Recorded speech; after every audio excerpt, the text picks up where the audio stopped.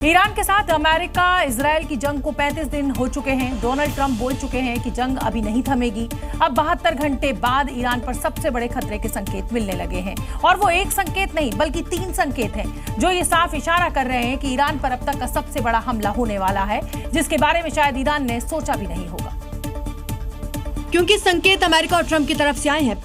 पहला संकेत है, ट्रंप ने ईरान का खराज ब्रिज उड़ाने के बाद ईरान को समझौता न करने पर मिटा देने की धमकी दी। दूसरा संकेत, अमेरिकियों को मिडिल ईस्ट छोड़ने की चेतावनी। और तीसरा संकेत, 6 अप्रैल वाली डेडलाइन। इन संकेतों के बाद लग रहा है अमेरिका 72 घंटे में सबसे बड़ा अटैक करेगा। ट्रंप ने सोशल मीडिया ट्रूथ पर पोस्ट में लिखा, आगे और भी बहुत कुछ होने वाला है। ईरान के लिए अब समझौता करने का समय आ गया है, इससे पहले कि बहुत देर हो जाए। वहीं ट्रंप ने ईरान के ऊर्जा ठिकानों पर 6 अप्रैल तक होने वाले हमले रोके थे, लेकिन जैसे ही डेडलाइन पूरी होगी, अमेरिका ईरान पर हमला कर उसे तबाह करने की कोशिश में लग जाएगा। इससे पहले भी ट्रंप ने कहा था, अगर ईरान मान जाएगा तो वो अच्छा देश बनेगा, नहीं तो वो देश ही नहीं रहेगा। ईरान में अब टारगेट पर सिविलियन इंफ्रास्ट्रक्चर है। अमेरिका और इजराइल ने ईरान के सबसे ऊंचे B1 ब्रिज को निशाना बनाया है। निर्माणाधीन पुल को एयर स्ट्राइक कर पूरी तरीके से ध्वस्त कर दिया है।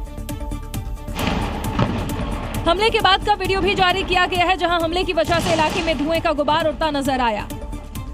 एक के बाद एक कई हमले से पूरा इलाका दहल गया।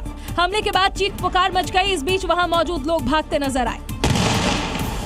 पुल के कई हिस्सों पर टारगेटेड हमले किए गए। हमले के बाद पूरे इलाके में काले बादल छा गए। वहीं हमले के बाद ईरान के विदेश मंत्री ने पोस्ट कर कहा, नागरिक ढांचों पर हमला करने से ईरानी सरेंडर करने के लिए विवश नहीं होंगे। दरअसल इस पुल को कई मायनों में तेहरान के लिए बेहद खास माना जाता था। ये ईरान का सबसे ऊंचा पुल माना जाता था। इसकी ऊंचाई लगभग 447 फीट थी। ये तेहरान और करज को जोड़ने वाले एक प्रमुख रास्ते का हिस्सा था। यातायात नेटवर्क के लिए भविष्य की एक लाइफलाइन माना जाता था। हमला उस समय हुआ जब वहां नेचर डे मनाने के लिए लोग इकट्ठा हुए थे। कई खबरों के मुताबिक इस हमले में 8 लोगों की मौत हुई और लगभग 95 लोग घायल हुए।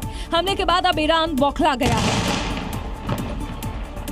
वहीं ईरान के B1 ब्रिज पर हमले के बाद ईरान ने मिडिल ईस्ट के 8 प्रमुख पुलों की एक सूची जारी की है, और इसमें अमेरिका इजराइल के हमले के बाद जैसे को तैसा जवाबी कार्रवाई का संकेत भी माना जा रहा है। इसमें कुवैत का 36 किलोमीटर लंबा शेख जाबेर अल अहमद अल सबा ब्रिज शामिल है, जिसे देश की उत्तरी लाइफलाइन माना जाता है।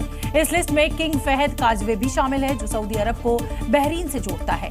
यूएई में अबू धाबी के 3 बड़े पुल शेख जायद, अल मख्ता और शेख खलीफा ब्रिज भी इस लिस्ट में है, जो आइलैंड को मेनलैंड से जोड़ते हैं। जॉर्डन के पुल भी खतरे में है। जॉर्डन में किंग हुसैन ब्रिज, दमिया ब्रिज और अब्दौन ब्रिज को इस सूची में शामिल किया गया है। ये पुल जॉर्डन और वेस्ट बैंक के बीच आवाजाही और अम्मान शहर के ट्रैफिक के लिए बेहद जरूरी है।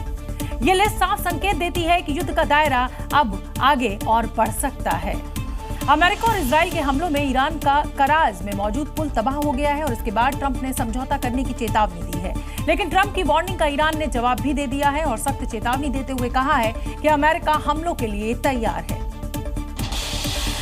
चेतावनी के साथ ही ईरान ने खाड़ी देशों में मौजूद पुलों की लिस्ट भी जारी कर दी है, जिसमें अबू धाबी के 3, जॉर्डन के 3, सऊदी अरब और कुवैत के एक पुल को टारगेट करने की चेतावनी दी गई है।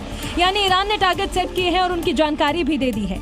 ईरान की ये चेतावनी ट्रंप की उस धमकी के बाद आई है, जिसमें वो ईरान को समझौता न करने पर आगे भी कुछ होने की धमकी देते नजर आए। और ईरान का पलटवार वाली वार्निंग अमेरिका और इजराइल के लिए बहुत टेंशन बढ़ा सकती है, क्योंकि ईरान जो कहता है वो करके दिखाता है। चाहे यूनिवर्सिटी का बदला यूनिवर्सिटी पर अटैक करके लेना हो, या फिर इंडस्ट्रियल ठिकानों का बदला अमेरिकी इजराइल के इंडस्ट्रियल इलाकों में अटैक करके लेना हो।